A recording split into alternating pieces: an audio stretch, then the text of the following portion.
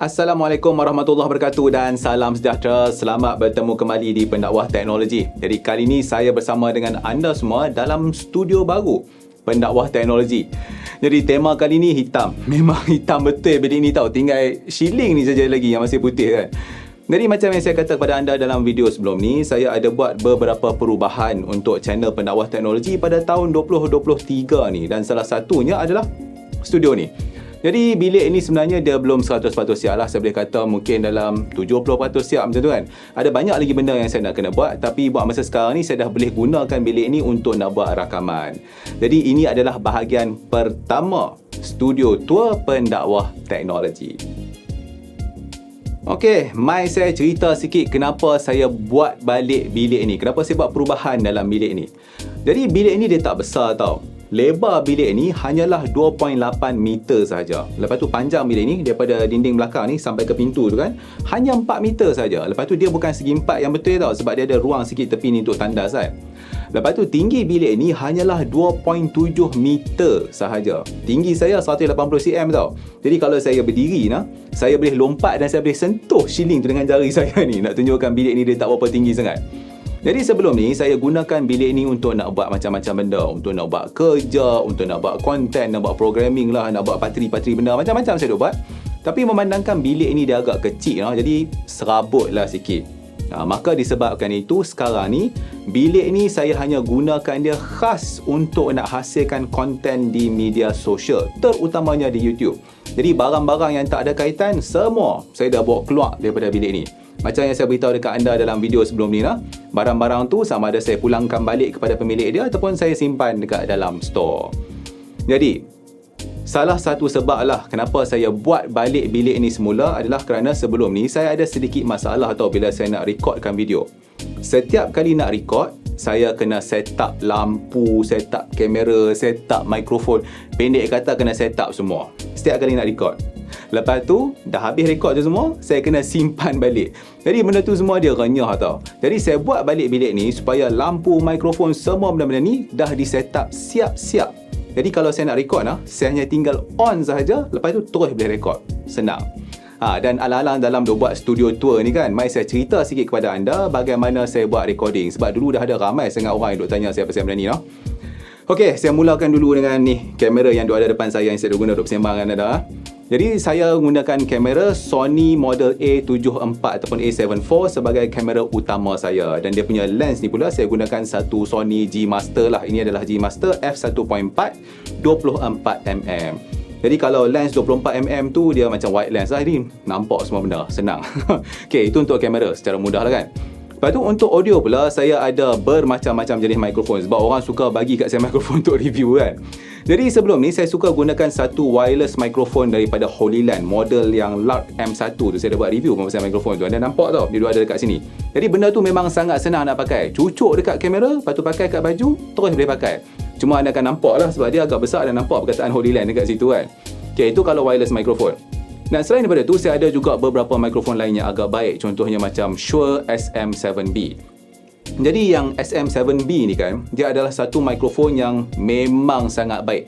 Profesional pakai, semua yang buat podcast, semua dah pakai lah. Pendek katanya kalau kita sebut pasal YouTube content creation, sebut je Shure SM7B, semua orang kenal. Tu cerita dia. Suara anda akan dengar sedap dan macam-macam lah. Tapi masalahnya kan, anda kan nampak tau mikrofon tu ada depan saya kalau saya pakai. Sebab mikrofon tu dia agak besar. Lepas tu saya kena letakkan dia dekat dengan diri saya, di mana saya kena letak dekat dengan mulut lah untuk dapatkan audio yang paling baik. Jadi kadang-kadang saya tak berapa minat lah macam tu kan. Okey, dan selain daripada tu juga, saya ada juga mikrofon-mikrofon yang dalam kategori shotgun mikrofon. Contohnya daripada Rode, saya ada Rode NTG4 Plus. Cakap pasal tu, saya tengah gunakan Rode NTG4 Plus tu ni. Sekarang ni, ada atas kepala saya ni. Dia keluar lah, saya duk tengok kat skrin tu kan. Tak nampak dia keluar daripada saya punya ketapa shot ni kan. Jadi memandangkan mikrofon-mikrofon macam NTG4 Plus dan Shure SM7B semua tu, dia menggunakan sambungan XLR. Maka saya pun menggunakan satu audio recorder daripada Zoom. Jadi model yang saya gunakan sekarang ni ini adalah Zoom H8. Jadi mikrofon ni saya sambungkan kepada Zoom H8 tu, kemudian Zoom H8 tu pula saya sambungkan kepada kamera ni menggunakan audio cable lah. Jadi masa saya tengah buat recording ni kan, jadi saya akan rekodkan audio tu dekat dua tempat. Satu tu saya rekod terus dekat dalam kamera ni melalui yang kata H8 tu, dan dalam masa yang sama juga saya rekod sendiri ke dalam H8 tu juga. Jadi saya ada dua audio recording yang berlainan. Okey, itu daripada segi kamera dan juga audio. Bila cakap kamera audio, mesti kita kena cakap last sekali pasal lampu lah kan. Jadi untuk lampu pula, saya gunakan lampu studio daripada Godox. Jadi lampu utama saya sekarang ni adalah SL150 yang ada dekat depan saya sekarang ni. Ini adalah satu, orang kata apa, satu key light lah.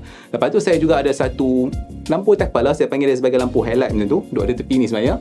Ini adalah satu Godox model SL60W. Jadi yang SL150 depan saya ni, saya sambungkan dia dengan satu parabolic softbox. Parabolic softbox yang bersaiz 90cm. Maksudnya diameter dia tu 90cm, memang besar. Lepas tu atas softbox ni juga saya letakkan grid. Jadi grid tu saya letak untuk nak pastikan cahaya tu dia tertumpu kepada saya, dia tak tersebar merata macam tu lah. Jadi sebelum ni kan, lampu-lampu ni semua saya letak dia dekat atas light stand ataupun saya gunakan ada C-stand belakang tu. Tapi masalah ni kan, bila kita letak lampu dekat atas light stand semua ni kan, maka dia akan makan ruang tau. Dah lah bilik ni kecil, dia makan ruang. Maka disebabkan itu, sekarang ni saya gunakan studio wall mount. Jadi semua lampu-lampu yang ada dalam bilik ni semua ni kan, dia punya mounting tu ataupun dia punya stand lah kita boleh kata tu, dia lekat dekat atas dinding. Senang. Jadi dah tak ada stand. Jadi benda yang macam dulu-dulu ada stand semua kat bawah ni yang mengganggu, sudah tak ada. Selesai, senang cerita. Okey, jadi itulah secara umumnya tentang kamera, mikrofon, lampu yang saya gunakan lah. Jadi semua benda ni saya dah letak elok-elok dalam bilik ni supaya dia tak payah nak bergerak dah. Jadi dia akan kekal dalam keadaan ni, dan bila saya nak buat recording, saya cuma guna sahaja.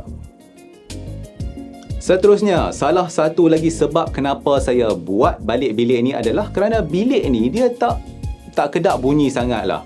Jadi kalau anda perasan dalam video-video sebelum ni kan, mesti anda akan dengar bunyi motor lah, bunyi hujan lah, bunyi guruh, bunyi orang mesin rumput masa tengah nak record video, masa tu lah orang nak mesin rumput. Macam-macam bunyi yang anda dengar. Sebab tepi saya ni adalah tingkap. Tu masalah je, betul tepi tu jalan kan. Jadi semua benda boleh dengar. Dan apa yang lagi teruk lah, masa saya tengah buat recording ni kan, bila saya bercakap ni agak kuat sikit, orang dekat luar bilik ni boleh dengar tau saya bercakap. Sampai kadang-kadang jiran tu tanya, dia buat recording ke? Macam tu lah cerita dia kan. Jadi saya design semula bilik ni supaya dia ada sound treatment yang lebih baik sikit. Jadi sound treatment untuk bilik ni saya tak buat habis lagi lah. Saya cuma cerita dekat anda apa yang saya dah buat sampai sekarang ni kan. Jadi sebelum ni bilik ni ada barang tau. Jadi bila bilik ni kosong, saya bawa keluar semua barang, maka dia akan ada satu masalah gema, ataupun kalau bahasa mudah kita panggil macam dia bergaung macam tu tau. Sama macam kita masuk rumah baru tu kan, bila kita bersembang kan dia bergema, bergaung macam tu. Jadi masa bilik ni penuh dengan barang, isu tu semua tak ada sebab barang-barang tu semua dia memantulkan bunyi dan sebagainya, ada yang serap bunyi. Jadi tak ada isu, senang, selesai masalah kan. Tapi bila dah tak ada semua benda tu, maka saya kena carilah alternatif untuk nak elakkan masalah gema tu. Jadi untuk nak mengatasi masalah gema ni, maka saya buatlah beberapa panel untuk nak menyerap bunyi, ataupun juga dikenali sebagai sound absorption panel. Benda tu lah. Jadi semua panel tu saya buat sendiri. Saya beli satu bungkus insulation tu, ada satu benda ni yang dipanggil insulation daripada Rockwool dan bungkusan dia tu agak besar jugalah. Jadi sebungkus tu dia ada 6 keping insulation tu, dan saiz setiap keping tu adalah 4 kaki kali 2 kaki, memang besar. Lepas tu tebal dia tu adalah dalam 2 inci. Jadi cara nak buat panel tu dia memang sangat senang. Mula-mula saya pergi beli kayu pine tu kan. Jadi lepas tu saya minta tolonglah kedai tu potong siap-siap mengikut ukuran saya kan. Sebab saya nak buat bingkai macam tu. Macam saya kata tadi, saya gunakan kayu pine. Jadi disebabkan itu dia adalah agak ringan dan agak murah jugalah. Lepas tu bila saya dah dapat semua kayu tu, saya bawa balik dekat rumah, saya pun buatlah bingkai, paku semua sendiri kan. Lepas tu saya letak yang kata material Rockwool tu, letak dalam bingkai tu. Kemudian saya balut pula bingkai tu pakai kain. Saya pergi belilah kain murah apa kan, tak kisah kain apa, gelap macam saya beli. Janji dia tebal sikit lah supaya kita boleh balut tu elok-elok. Jadi harga satu bungkus Rockwool tu kan, masa saya beli benda tu bila tahun lepas macam tu lah, dalam RM90 satu bungkus. Satu bungkus ada 6 keping yang saya kata tadi, RM90 macam tu lah, lebih kurang kan. Yang waktu tu saya beli kat mana, tak silap saya beli kat Kelang macam tu kot. Tapi kalau nak beli kat Shopee pun boleh, cuma dekat Shopee saya tengok harga dia mahal sikit macam tu. Okay, kenapa saya cerita dekat anda macam ni? Satu bungkus tu dia mungkin dalam RM90, katakanlah 100 lah, kita kata plus minus lebih kurang macam tu kan. Kalau anda nak beli panel tu, panel yang saya kata sound absorption panel yang dah siap-siap buat dah, biasanya kan orang kan jual satu unit ataupun skirting panel tu dalam 150 ke 200 ringgit untuk yang 2 kali 4 kaki tu. Jadi kalau saya buat sendiri modal tu tak sampai dalam 200 ringgit tau. Jadi saya boleh dapat 6 keping pada modal 200 ringgit berbanding dengan saya nak beli skirting pada 200 ringgit. Nampak kan? Jadi panel-panel tu semua saya letak mata lah. Saya letak dekat belakang ni pun ada, kat belakang, kat depan, kat kiri kanan dinding kan. Malah dekat atas ceiling ni pun ada. Lepas tu dekat pintu tu pun saya letak. Semua dengan tujuan untuk nak mengurangkan gemar. Dia lebih kurang macam, dia panggil macam sound deadening macam tu lah. Nak bagi mati bunyi tu supaya dia tak pantul sana sini kan. Jadi, cakap pasal letak atas ceiling kan. Untuk nak letak atas ceiling ni saya try macam-macam tau. Macam-macam cara saya duk fikir. Dalam ada yang mula-mula saya pakai yang benda yang kita macam tape hook tu kan. Tu pun saya pun bodoh juga lah. Pergi pakai tape hook, letak-letak. Memandangkan ini kan plaster punya, orang kata apa, cat plaster tu. Maka sekali letak jatuh tu pecah satu pinggan. Nak kena buat baru kan. Jadi lah saya gunakan ada satu besi ni. Senang. Okay, lepas tu macam saya kata tadi, saya letak jugalah satu kat atas pintu untuk supaya dia macam kata apa, macam serap suara saya bersembang macam ni, tak adalah keluar sana sangat. Lepas tu saya juga letak satu kapet lah dekat atas lantai untuk nak kata apa, absorb sikit bunyi lah, nak kurangkan sikit kata gemar dan sebagainya. Okay, jadi selain daripada tu kan, saya dah gunakan satu juga benda ni yang dipanggil sebagai sound blanket.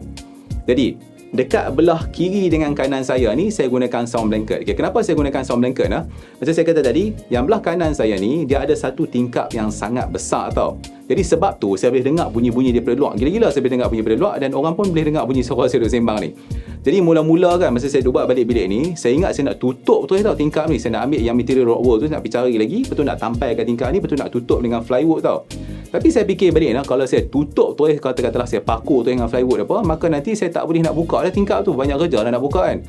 Maka sebab tu saya gunakan sound blanket dekat tingkap ni.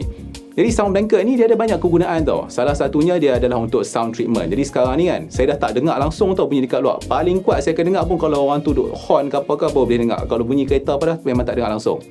Lepas tu dalam masa yang sama juga, sound blanket ni dia boleh elakkan cahaya daripada luar masuk. Sebab, satu lagi sebab saya kena ceritakan anda, matahari dia turun daripada sini. Sebab tu kalau belah petang kan, kalau memang kata langit tengah duk cerah, tak hujan apa, sini ni memang terang gila dan panas gila. Dulu saya letak komputer kat sini sampai rosak monitor tu pasal duduk kat sini. Lepas tu saya ubah pergi sana, ubah pergi belakang dan sebagainya. Dan waktu petang saya takkan duduk dalam bilik ni sebab terlalu panas. Buka aircon pun rasa panas juga, bahang kan. Tapi bila saya pasang blanket ni, selesai masalah. Okay, lepas tu dekat kiri saya ni pula, saya ada pasang satu whiteboard tau dulu. Whiteboard ni memang sangat besar. Dia punya size tu adalah 8 kaki kali 4 kaki. Memang besar betul. Saya suka menulis kan, sebab tu saya letak whiteboard dekat situ dan letak dalam bilik ni, senang lah nak buat kerja kan. Asalnya saya nak bawa turun tau, whiteboard tu dah buka, dah screw sikit. Lepas tu saya dah fikir-fikir balik, kalau bawa turun, betul saya bawa turun whiteboard tu sebab saya nak letak sound panel kat situ.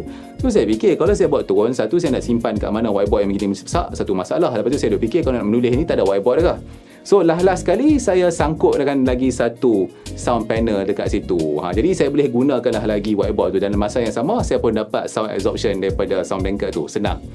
Jadi satu-satunya dinding yang saya belum buat sound treatment lagi adalah dinding utama dekat belakang saya ni. Mula-mula saya nak letak sound panel dekat dinding tu, tapi saya dah fikir balik macam saya nak buat lain sikit sebab sekarang ni saya tengah dah buat satu sound diffuser yang agak besar. Saya nak tampai dekat belakang tu nanti kan. Jadi nampak sempoi sikit lah. Jadi buat sementara waktu ni saya biar dulu dinding tu kosong, dan disebabkan itu juga sekarang ni anda boleh dengar sikit-sikit lah bunyi sebab dinding tu kosong lagi. Itulah dia. Saya rasa cukuplah dulu bahagian pertama studio tour ni, sebab banyak lagi benda yang saya nak kena buat kan. Contohnya dia punya sambungan soket semua tu saya tak buat elok-elok lagi kan.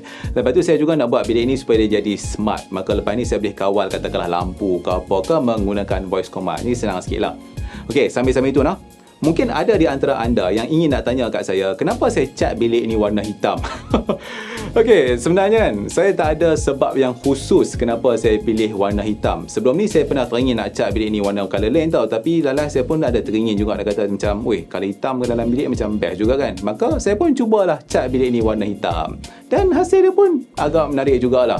Tapi kan kalau saya tutup lampu kalau saya tutup semua lampu dalam bilik ni kan, tepi ni pun, tingkap ni pun saya dah tutup dengan sound blanket semua kan, bilik ni dia memang gelap gila-gila. Memang gelap sungguh-sungguh hati.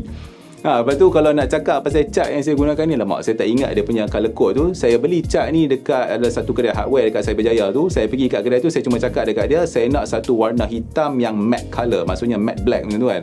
Jadi cat ni bila dia matte macam tu, dia tak akan pantulkan cahaya tu sangat. Lepas tu dia pun bagi dekat saya, itulah dia cat jadi color macam ni.